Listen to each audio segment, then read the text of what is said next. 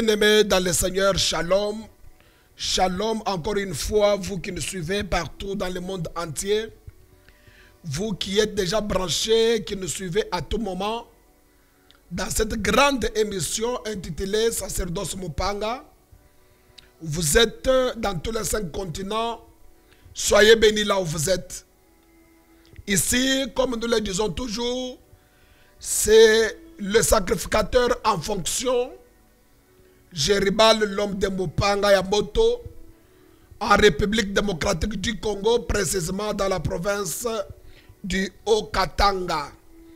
Et nous sommes exactement à Lubumbashi, où nous sommes visionnaires, nous sommes représentants au même moment légal du grand ministère appelé ministère Mupanga Yamoto, situé au Bel-Air sur chaussée de Kasenga. En tout cas, que Dieu vous bénisse beaucoup. Que Dieu vous bénisse beaucoup. Avant de passer alors à la parole du jour, à notre enseignement, nous allons d'abord prier. Dieu Tout-Puissant, nous te bénissons. Merci pour la sagesse d'en haut que tu nous communiques maintenant afin de nous partager ce que tu nous as réservé comme oracle. Accepte que le Saint-Esprit nous donne non seulement la capacité, mais communique aussi une meilleure audition à nos bien-aimés qui nous suivront et que cette parole apporte vie et solution aux problèmes. Au nom de Jésus-Christ, Mupanga Yamoto. Amen. Bien-aimés dans le Seigneur, shalom, encore une fois, nous sommes en train de cheminer avec notre enseignement sur le sacerdoce. Avant de vous parler de Mupanga Yamoto, nous vous parlons donc du sacerdoce qui est une grande université, qui est une entreprise de Dieu Tout-Puissant, mais en extension maintenant là sur la terre, qui est une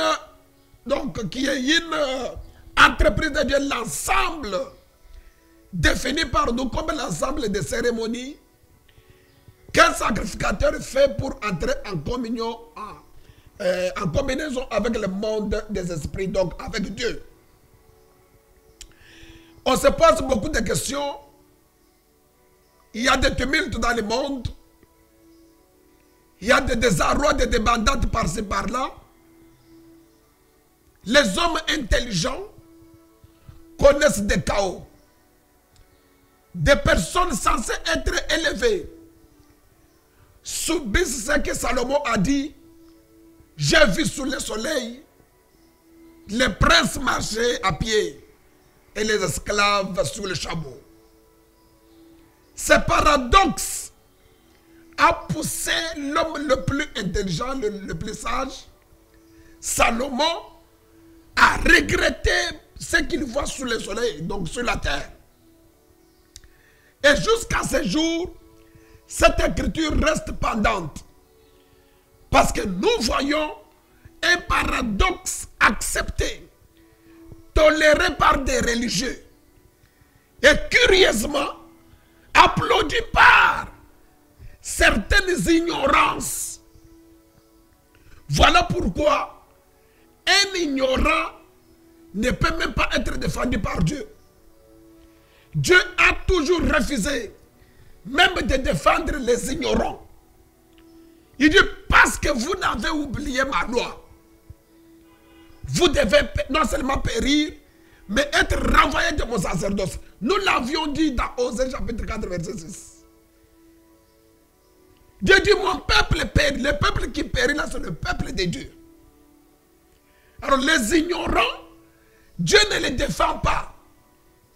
Dieu te posera la question, pourquoi tu as été ignorant? Mais la Bible dit, comment entendront-ils s'il n'y a pas de gens qui peuvent parler ou prêcher? C'est de cette manière-là que nous nous mettons à mettre à votre disposition ces enseignements qui sont des enseignements pratiques qui vont vous permettre de pouvoir vous positionner sur la terre en attendant que Christ revienne. Que Dieu vous bénisse. Peuple du Seigneur, nous parlons du sacerdoce qui est défini comme une prêtrise étymologiquement, comme l'ensemble ou les fonctions de ceux-là qui présentent des sacrifices et qui donnent des enseignements ou des renseignements au peuple, des sacrifices à Dieu. Et ceux qui les font sont appelés des sacrificateurs de l'Éternel. Je voudrais ici attirer votre attention que l'ensemble de ces sacrifices forment ce que nous appelons des cérémonies, des rites, des rituels. Ces cérémonies sont exécutées par un sacrificateur et ça devient comme un point de contact, un point qui attire le Dieu Tout-Puissant pour débarquer dans cette zone-là. Un sacrifice déposé sur l'autel, il est capable d'attirer l'atmosphère de Dieu et même la présence de Dieu lui-même pour opérer. Peuple du Seigneur, je vous donne un petit texte que vous connaissez déjà à la maison. C'est dans Hébreux chapitre 7. Nous lisons au nom de Jésus-Christ à partir du verset 12.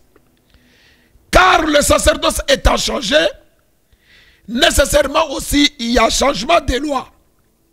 En effet, celui de qui ces choses sont dites appartient à une autre tribu dont aucun membre n'a fait le service de l'autel.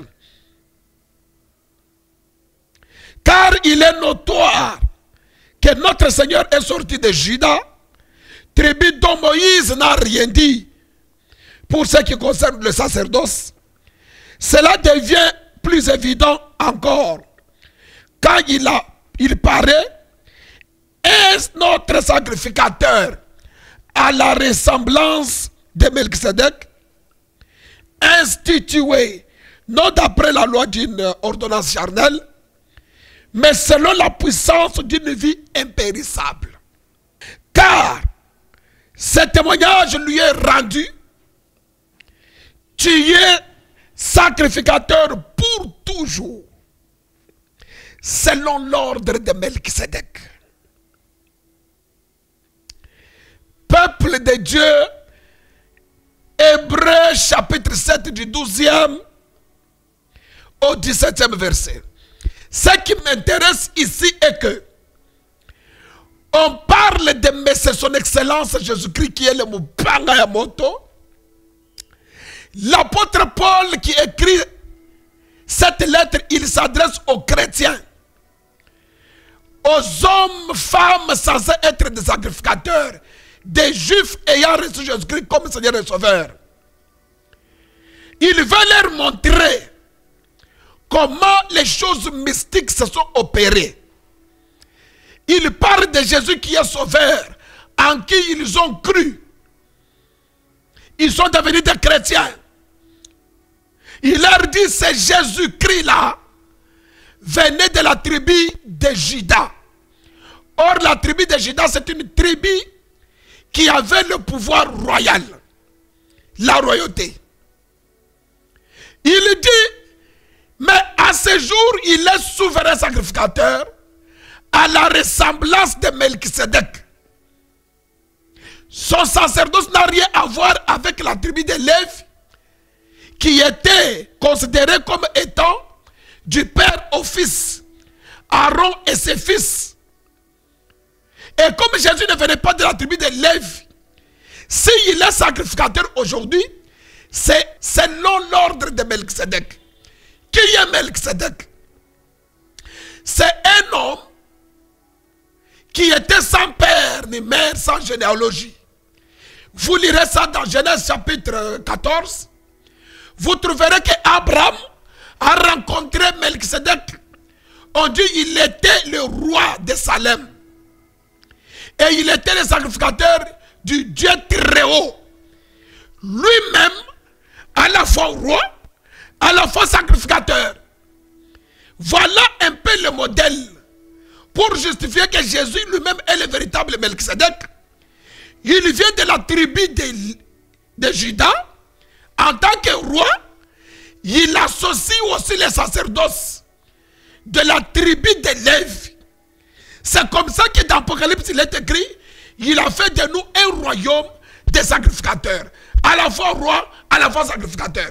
Mais la dispensation, j'avais dit dans la vidéo précédente, peuple du Seigneur, vous devez savoir que la Bible nous présente 4 formes de sacerdoce. Je crois que j'en parlerai avec le temps et puis en détail. Mais parmi les formes de sacerdoce, il y a le sacerdoce de Melchisedec.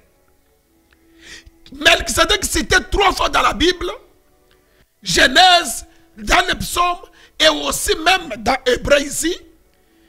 Ces messieurs étaient à la fois rois, à la fois sacrificateurs.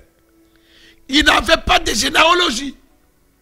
Il ne nous a pas montré comment son sacerdoce s'exécutait, fonctionnait. On les voit initier Abraham, lui montrer un Abraham qui avait la promesse du futur. Dieu lui a dit, je te bénirai, je rendrai ton nom grand, tu seras une source de bénédiction pour plusieurs. Dieu parle de bénédiction future, je te bénirai. Mais quand Abraham rencontre un sacrificateur, Melchisedec, ce monsieur va prendre ce qui est dans le futur et le placer dans le présent. Il dit, béni soit Abraham par le Dieu très haut. C'est fort, on en parlera. Il est possible qu'avec les sacerdoces, ce qui devait vous arriver comme bénédiction dans 10 ans, que cela soit ramené dans le présent parce qu'il y en a besoin. Et le sacerdoce étant le mysticisme de Dieu, le sacerdoce étant une science élevée, David a dit, c'est une science merveilleuse. Elle est au-dessus de ma portée. Quand vous lisez dans le psaume 139, cette science, elle est plus élevée, la science de Dieu.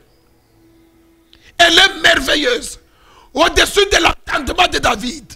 S'il y a des sciences occultes sataniques, mais il y a la science la plus élevée. C'est la science de Dieu, qu'on appelle le sacerdoce de Dieu, le sacerdoce royal.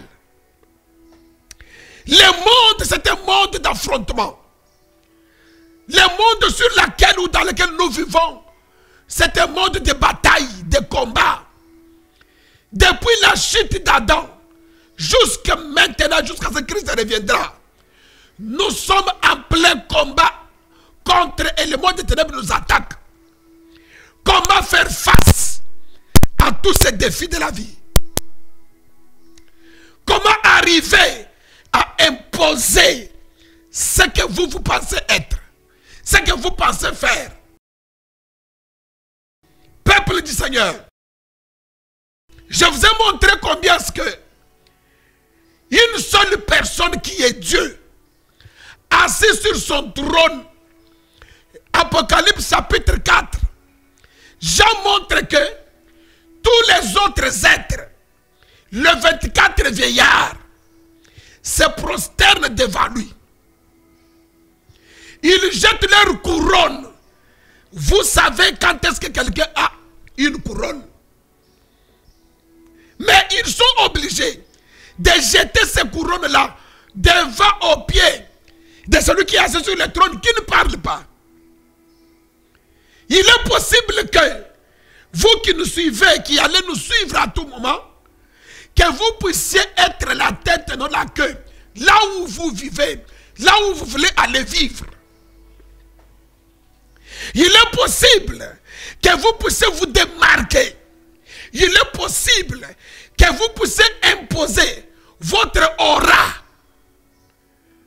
votre personnalité, tant spirituelle que sociale, peut être au-dessus de tout, peut être solide et même efficace, peut étonner plusieurs de ta génération, plusieurs de ceux qui vivent avec toi, plusieurs de ceux qui sont dans ton environnement, à cause de ces enseignements, à cause de ce que vous allez découvrir à tout moment. Le sacerdoce, une haute spiritualité, la seule spiritualité qui a tonifié, qui a intensifié signifiait la puissance qui a rendu le trône de Dieu inébranlable, intouchable. Et la Bible me dit que de ce trône, il y a des tonnerres, il y a des éclairs, capables d'attirer toutes les autres créatures pour se prosterner devant cet homme. C'est Dieu lui-même, un esprit. Les autres sont des esprits, mais ils sont obligés de se prosterner. Qui n'a pas besoin qu'il soit acclamé par les autres? Qui n'a pas besoin que les autres respectent sa notoriété? Qui n'a pas besoin que tout le monde puisse considérer son travail? Qui n'a pas besoin que tout le monde considère ses compétences? Qui n'a pas besoin que tout le monde parle de lui? Voilà le secret de pouvoir cueillir des révérences des gens, de pouvoir cueillir sans effort les acclamations, les considérations et même les dons des gens. Il est possible que le bonheur et la grâce abandonnent les autres, te suivent toi. David a dit, il a conjugué ça lui-même. Première personne du singulier. Le bonheur et la grâce m'accompagneront, pas nous accompagneront. C'est parce que lui, dans son environnement, il y avait des énergies mystiques qui lui permettaient, lorsqu'il marche, le bonheur et la grâce se sentent obligés d'accompagner David. Bien-aimé dans le Seigneur, vous allez aimer, et le Seigneur Jésus-Christ, qui est le Mupanga et Moto, vous rendra heureux au travers de ses enseignements. Mais pourquoi Jésus, qui vient de la tribu de Juda, il ne sait pas accomplir sa mission comme roi, sa mission comme Messie? Il est là comme Messie, il est le sauveur. Mais pourquoi il ne sait pas aller accomplir cette mission? Pourquoi le tout est accompli n'arrive-t-il pas? Jésus estime que si je n'ai pas emprunté, associé, consulté, même pratiqué le sacerdoce, je ne accomplirai pas la mission pour laquelle je suis venu sur la terre. Aïe, aïe, aïe, aïe. Bien aimé dans le... Regardez comment quelqu'un qui vient de la tribu de Juda, mais l'apôtre Paul dit, il est devenu souverain sacrificateur selon l'ordre de Melchisedec. C'est qu'il a compris que je dois laisser un enseignement à cet homme, cette femme qui me suit, dans tel ou tel pays, telle ou telle province, que, en dépit de tes compétences, si vous n'êtes pas un sacrificateur pratiquant, vous n'avez pas la dimension sacerdotale élevée, vos compétences vont se détériorer. Votre intelligence sera obscurcie. Votre étoile sera obscurcie. Vous risquerez d'être étonné de voir les autres évoluer en dépit de vos compétences, en dépit de tout ce que vous avez comme garniture. Vous êtes incapable de faire ceci, faire cela sur la terre que vous voyez ici. Bien-aimés dans le Seigneur, regardez quand vous lisez dans Ésaïe chapitre 7. Il y a un roi qu'on appelle Akaz. Roi Akaz est attaqué par deux rois. Le roi de la Syrie et même les rois d'Israël qui se sont complotés pour attaquer le roi Akaz. Un roi, moi j'ai vu le roi Akaz sous une peur extraordinaire. Comme cet homme, cette femme qui a peur. Tu as peur de l'avenir, tu as peur du lendemain, tu as peur du coronavirus, tu as peur de tout ce qui nous arrive comme chaos, comme des bandades. Quand tu vois des hommes mourir de gauche à droite, ça te fait peur. Quand tu vois tes enfants grandir, tu as peur de voir, est-ce que ces enfants vont-ils achever leur course avec succès sur la terre. Quand tu regardes comment est-ce que les gens divorcent dans ta famille, dans ta zone, dans ta région, tu te poses des questions si toi-même tu arriveras. C'est la peur. La peur de la mort, la peur du lendemain, la peur d'échouer dans la vie. Et les gens sont animés de cette peur de manière différente. Vous verrez quelqu'un, il roule carrosse, il est bien apparemment, mais dans son cœur, quand vous faites la chirurgie, vous y trouverez qu'il a peur pour telle ou telle chose de sa vie. Akaz avait tout. Il avait une armée. Il était marié, il avait des biens, des richesses. Mais moi, je l'ai vu quand vous lisez l'écriture. Il eut peur. Un roi a peur. Une grande personnalité pouvait avoir peur. La peur de perdre le poste que vous avez. La peur qui vous pousse à aller toucher au fétiche, à aller consulter des marabouts. Tout simplement parce que vous voulez garder votre place, votre poste. C'est la peur qui vous fait. Ne craignez point. La Bible déclare, Dieu dit à Ésaïe, dit à Akaz de me demander un signe, soit d'en bas, soit d'en haut. Akaz n'a pas pu demander, il dit, je ne peux pas tenter l'Éternel Dieu. Peuple de Dieu, Dieu lui-même va donner les signes. Il dit, une fille sera enceinte, une femme. Elle enfantera un fils. Et on lui donnera le nom d'Emmanuel. Point. Je pose la question à Matthieu. Matthieu nous présente qu'il y a une vierge qui a reçu une délégation angélique. Et cette vierge devait être enceinte et enfanter un fils. On l'appellera Emmanuel. Voilà l'Emmanuel qui veut dire Dieu avec nous. Qui veut dire Dieu avec nous. En d'autres termes, en dépit du fait que Akab soit roi, il avait besoin d'associer les mondes des esprits. Un Dieu tout-puissant a quitté le ciel et est venu s'associer à Akab pour le blinder, lui donner la victoire face à tous les autres faux rois qui étaient en face de lui pour l'attaquer.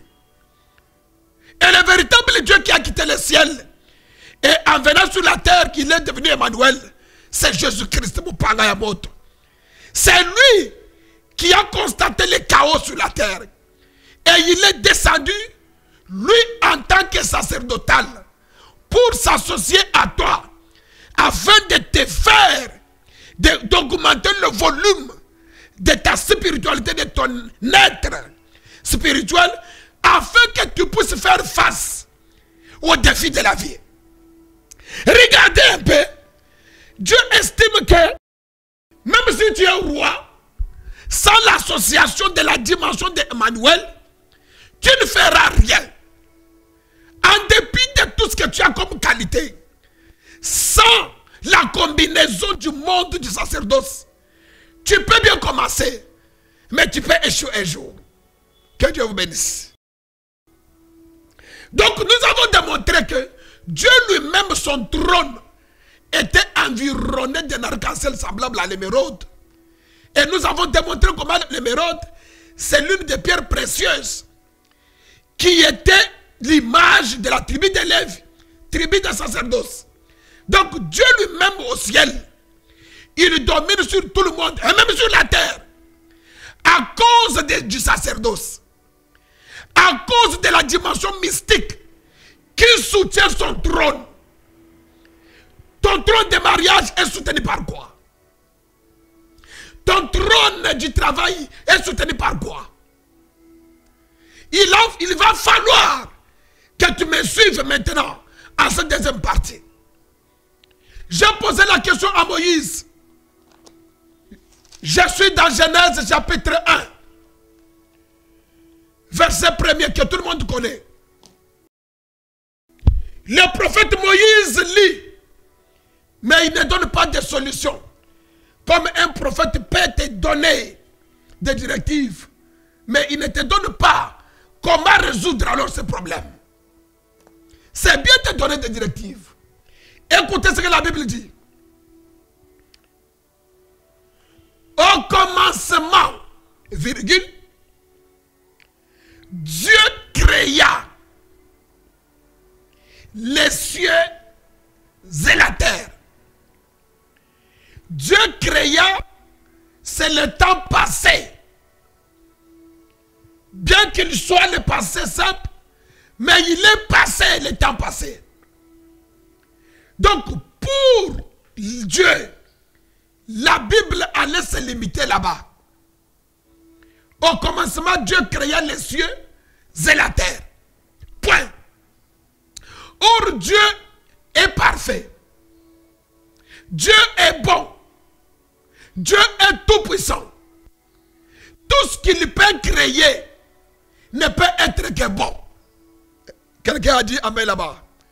Tout ce que Dieu peut créer ne peut être que meilleur. Et regardez comment ce qu'on a écrit au commencement, Dieu crée les cieux et la terre. On met les points. C'est fini. Mais au verset 2, on dit il y avait des ténèbres sur la surface de l'abîme et l'esprit de Dieu se mouvait. On dit la terre était informe et vide. Ça c'est grave. Entre le verset 1 et le verset 2, il y a eu quelque chose qui s'est passé.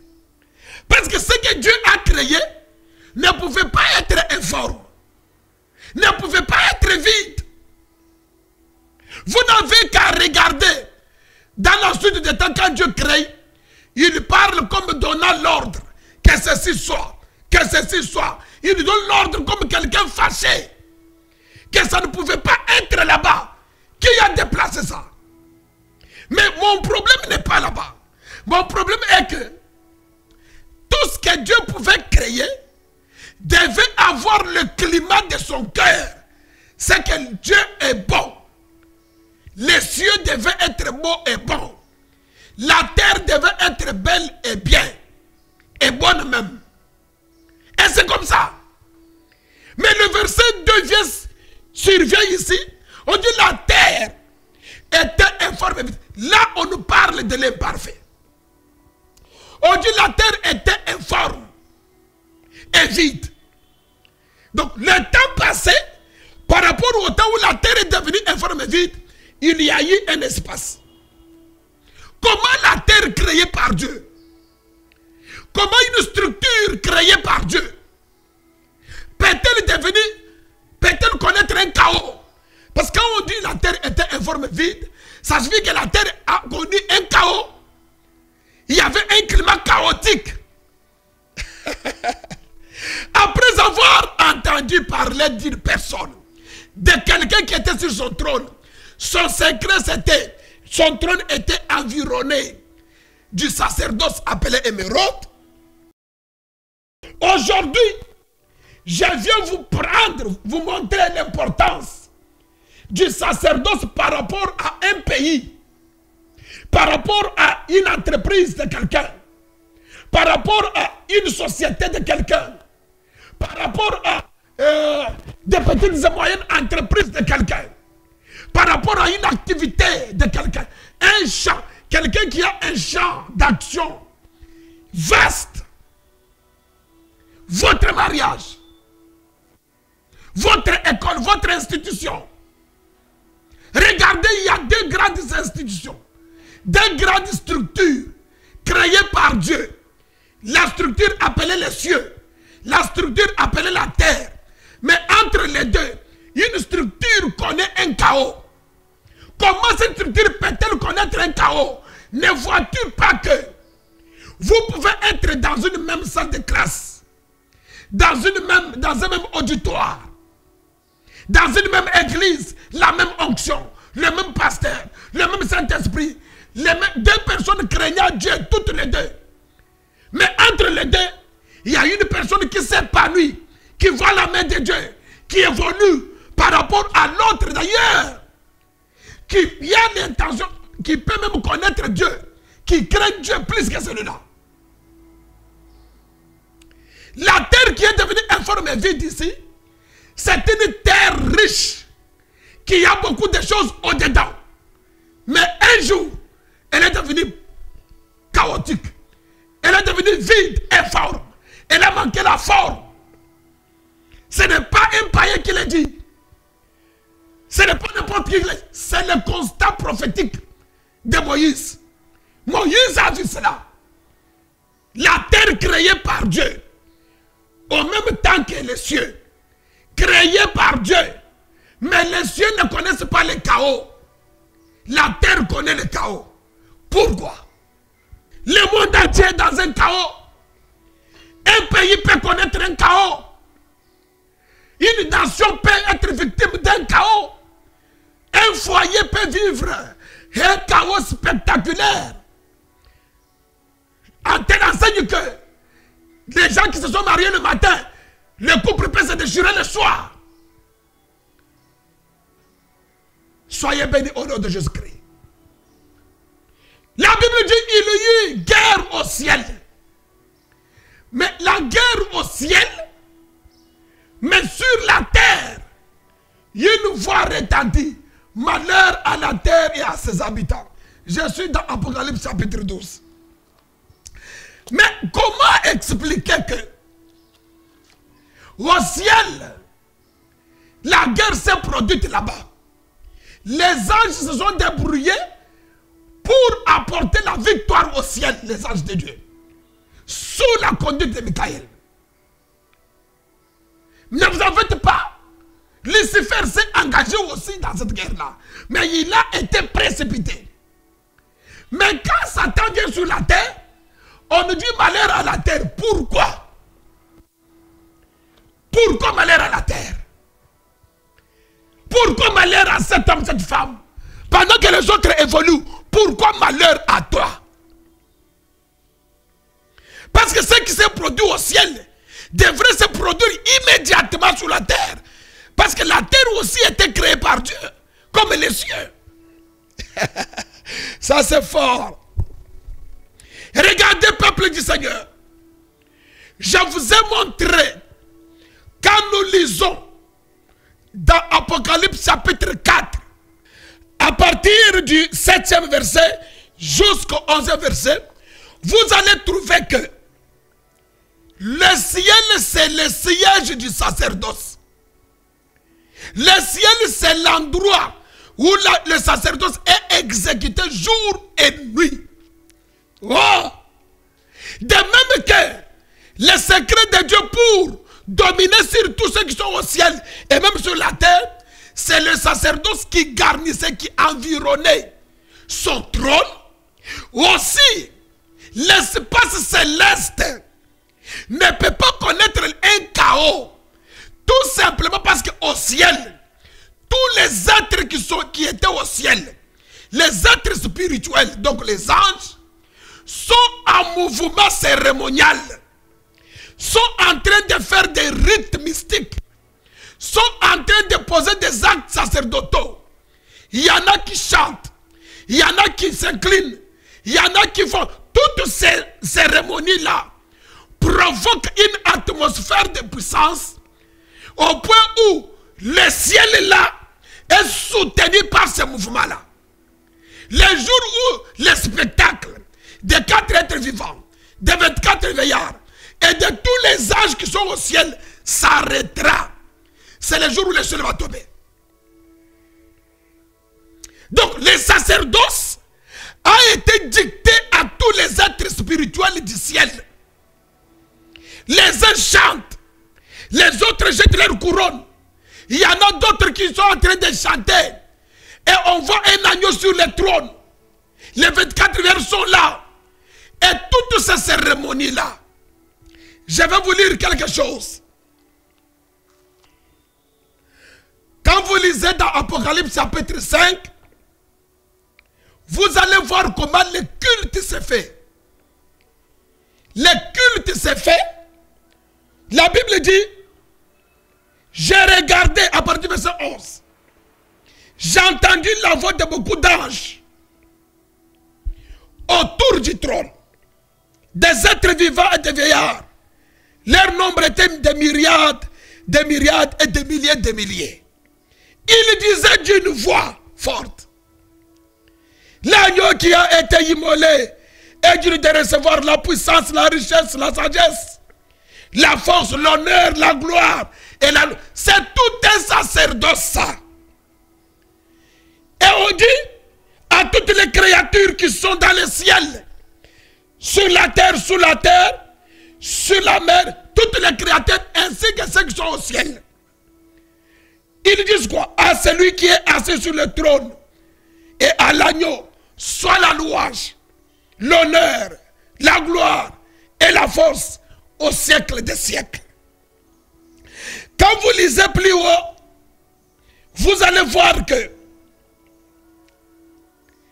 il y a des cérémonies. Il y a des cérémonies qui se font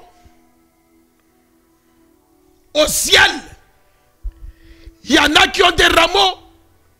Et tous les êtres qui sont au ciel, les êtres célestes, les êtres spirituels célestes, sont en mouvement en train d'opérer. Les 4 êtres vivants, il y a un homme, il y a un chameau, il y a un aigle, il y a un lion. Tous ils travaillent, ils font des cérémonies. On va en parler petit à petit en détail. C'est ce qui fait que, comme sur la terre, il n'y avait personne pour gérer la terre. Quand Satan est précipité, il a rendu la terre chaotique. Il a rendu la terre informe, vide. Parce que cette terre était dépourvue de cérémonies, était dépourvue de rituels et de rites.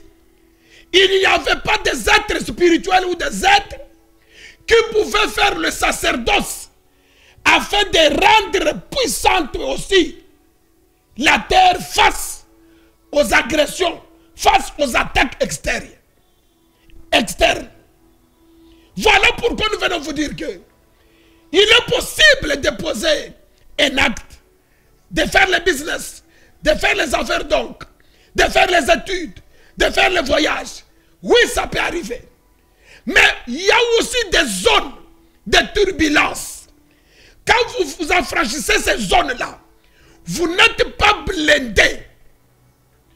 Vous allez vous retrouver dans une chute extraordinaire. Regardez Jésus de Nazareth. Tout le temps qu'il a vécu chez Marie et Joseph, il n'a jamais rencontré le serpent. Mais quand il monte dans une zone mystique, il est baptisé. On déclare qu'il est le Fils unique. Il y a le revêtement, la colombe qui descend sur lui. Il est dans le désert. Il pose un acte sacerdotal plus avancé. C'est en ces temps-là qu'on l'a localisé dans le monde des esprits mauvais. Quelle est cette colonne-là? Bien-aimés, pendant que vous êtes encore à un niveau quelconque, les diables peuvent vous laisser. Mais plus vous montez, plus vous accédez à d'autres couches, plus vous serez victime, objet des attaques. Et vous devez avoir la force mystique qu'on appelle le sacerdoce pour faire face à tous ces mouvements diaboliques. C'est de cette manière que toute une structure de Dieu est tombée dans le chaos. La terre. Un pays peut tomber dans un chaos à cause d'un fondement qui n'est pas bon. Une nation peut tomber dans un chaos. Une entreprise de quelqu'un peut tomber en faillite à cause que les intelligences étaient là. Les infrastructures étaient là. Mais le degré de spiritualité a été absent là-bas. Il y a une carence. La spiritualité. Cette entreprise est dépourvue de la spiritualité qu'on appelle le sacerdoce. Comment vous allez accéder à une autre zone? Même un avion qui s'envole, il peut bien s'envoler. Mais dans son parcours, il va rencontrer des zones de turbulence. il faudra que cet avion, au travers de son pilote, ait des capacités, non seulement de résister, mais de faire la traversée, de traverser la zone. Peuple de Dieu, voilà le message que je vous montre encore. L'importance du sacerdoce dans un foyer, dans une ville, dans un pays, dans une nation, dans une société, dans une église. Elle vous permet à ce que vous ne puissiez pas vivre le chaos comme quand on dit la terre qui a été bien créée, mais par manque de pratiques sacerdotales sur la terre est devenue informe et vide. Nous sommes en RDC. Je crois que nous sommes en train de chuter. Vous voulez nous écrire? Écrivez, prenez le numéro qui est affiché là. C'est le numéro, notre numéro WhatsApp. Vous pouvez nous poser toutes les questions qu'il faut. Cet enseignement, vous pouvez le télécharger. Vous pouvez donner aux autres qu'il y a une nécessité à cette génération de pouvoir imposer un système de spiritualité appelé le sacerdoce qui a permis, et même à Jésus, de pouvoir être appelé vainqueur aujourd'hui. Qui a permis à Moïse, parce que vous devez savoir, Moïse ne pouvait jamais affronter Pharaon seul. Il fallait qu'il soit accompagné d'un homme mystique appelé Aaron. Pour les lecteurs de la Bible, vous verrez que devant Pharaon, c'est la verge d'Aaron qui a été jetée. Moïse dit: jette ta verge. Et même les fléaux là, tous les fléaux qui sont là, c'est Aaron qui utilisait sa verge. C'est Aaron qui faisait le mysticisme. Jusqu'à ce que Pharaon a senti vraiment Moïse était un envoyé. Faute de quoi Moïse allait échouer à la mission. C'est pourquoi, pour que Dieu puisse prendre Moïse, il a commencé d'abord par éliminer celui qui gérait le sacerdoce, Aaron. Quand Aaron meurt, même Dieu peut même arriver à tuer Moïse. Peut arriver à dire à Moïse que tu vas mourir. Aussi longtemps que Aaron est vivant, Dieu ne sera pas en mesure de pouvoir dire à Moïse que tu vas mourir. Donc, il y a des choses dans ce monde. Les diables commencent d'abord par vous décourager de ne pas toucher aux choses sacerdotales, de manière à ce qu'ils puissent vous avoir facilement. C'est comme ça. Qu'est-ce qui fait votre force? Qu'est-ce qui peut faire votre force? Vous ne pouvez être puissant et fort que lorsque vous allez exploiter les principes du sacerdoce. Que Dieu vous bénisse. Nous allons prier. Dieu Tout-Puissant, Jésus-Christ Mopangayamoto, c'est toi le maître du sacerdoce. C'est toi le maître de cette science plus élevée.